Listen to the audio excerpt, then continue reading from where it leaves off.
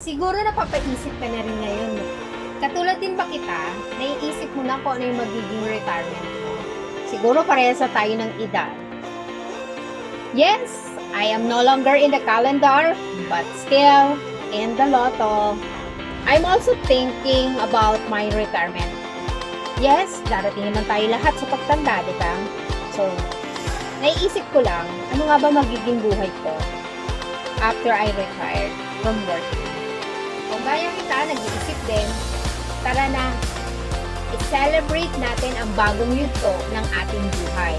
Yung wala ng alarm clock, para bumangon tayo maaga, isipin natin ang bumangon ng maaga para magtrabaho. Wala ng deadline. So, let's plan our retirement now. This is the right time to embrace our freedom. Buhay na walang oras na mapipressure tayo na kailangan natin gumising ng maaga, nagmamadali tayo para hindi tayo malate sa work. I know that you want to know the secret of having a happy retirement life. Tara, usap tayo. Ito yung tatlong sikreto to have a happy retirement.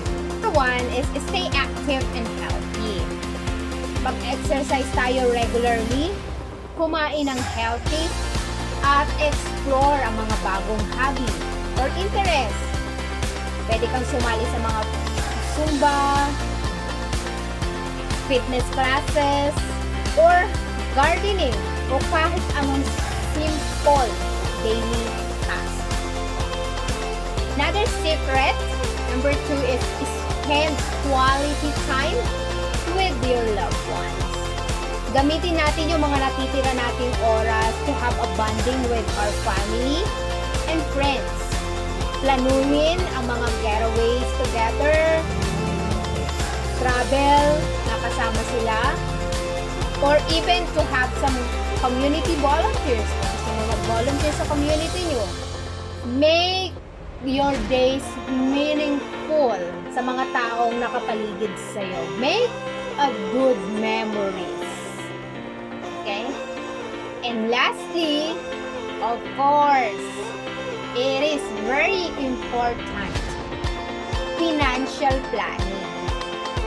Magtabi ng savings para sa darating na retirement. Gumawa ng budget na sakto sa lifestyle mo, at huwag kalimutan, emergency fund. Ang tamang pagmamanage ng pera ay susi to have a worry-free retirement. So, ang tanong, ready ka na bang simulan ang bagong yugto ng iyong buhay? Message mo ako para malaman natin kung anong mga retirement goals mo, and ma-share mo rin sa akin kung ano yung mga retirement plan mo. Let's inspire each other para maging masaya ang retirement journey natin.